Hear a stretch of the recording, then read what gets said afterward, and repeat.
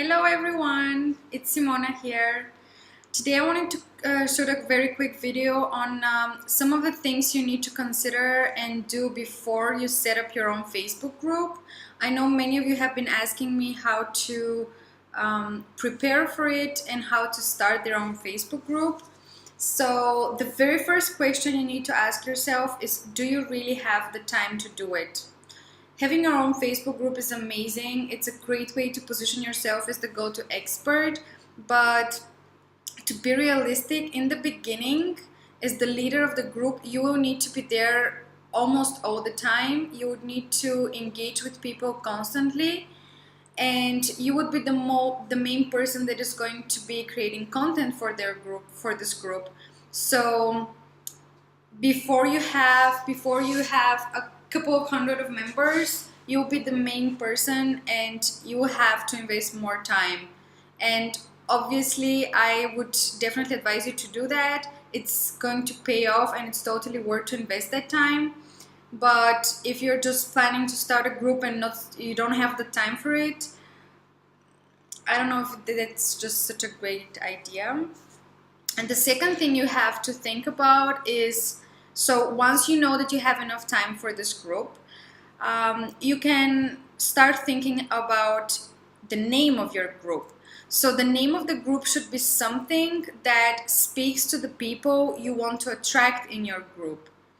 So, for example, the Louisa's group, Entrepreneurial Women, I know some of you are part of that group, and it has such a simple name and it speaks to entrepreneurial women. It's super clear, it's easy to remember, it's easy to spell out, and it attracts people that are Louisa's ideal clients, people like women who want to have their own business.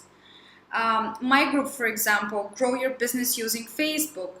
It's a little bit longer. I usually like shorter names, but it's still very easy to spell out. It's very clear. It describes what kind of people I want to attract. I want to attract people who want to grow their business using Facebook.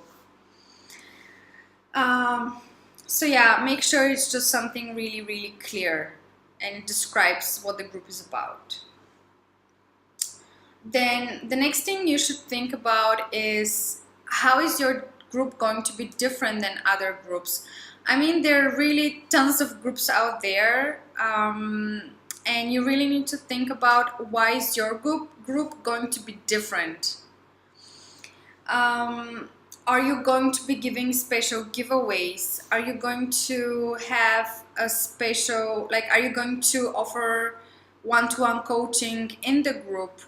Are you, like, just think about what could make your group very different than other people's groups. And also think about it, if you are about to join your group, like, would you join this group? I think this is a really good test to think about. The next thing you need to consider is the settings. Now, there are three main settings that you can choose for your group, and those are, it can be secret, which means that it can be secret, private, or public. Okay, so if your group is secret, no one is going to be able to find it. Even if they write in the search box of Facebook the exact name of the group, they're not going to be able to find it. And I wouldn't recommend you to do that, because basically you want to be growing your group and not hiding it. You can use the secret group if you have, let's say, a paid course or a paid group. I don't know, then you might choose to make it a secret. Then you can have a private group, which is what I would recommend for business purposes, because it creates certain cozy feeling, and people are going to be encouraged to post, and they can allow themselves to post more vulnerable kind of post, to ask for support, to ask for feedback. Basically, when the group is private and your members are participating, basically posting in it, their friends are not going to be able to see what they have been posting. Whereas if your group is public, everyone will be able to see what people are posting in that group, which makes it not that personal, not that safe place as well. So I wouldn't recommend you to do that for your business, especially if you want to create that cozy feeling in your group. The next thing is your cover photo. So on your cover photo, you want to make sure that people understand that this is your group. I mean, after all, big reason why you want to be creating this group is to position yourself as the go-to expert.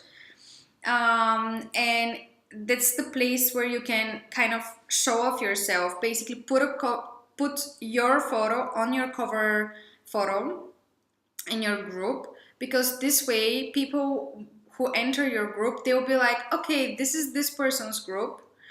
They will know who is the leader, and yeah, it just serves the purpose of the group basically. And what else you can include is you can include your one-liner, or you can include basically what kind of people are welcome in this group.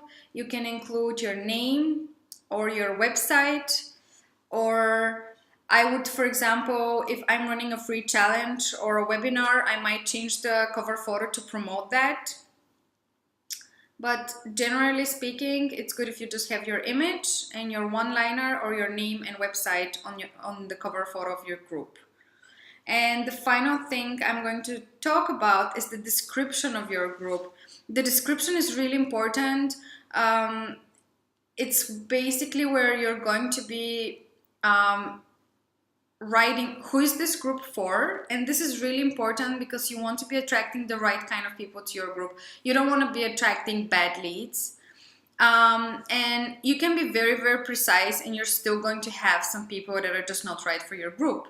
Like, for example, my group, I've written that it's for women entrepreneurs, but still every now and then I have guys requesting to join in, which I just don't understand. But anyways, in the description, you can include who is this for, so basically describe your ideal client.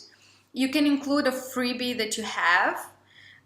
This is great because this way you can use your group to help you grow your email list, and it can be something helpful to your members. It can also give them a preview of what it's going to be like to work with you.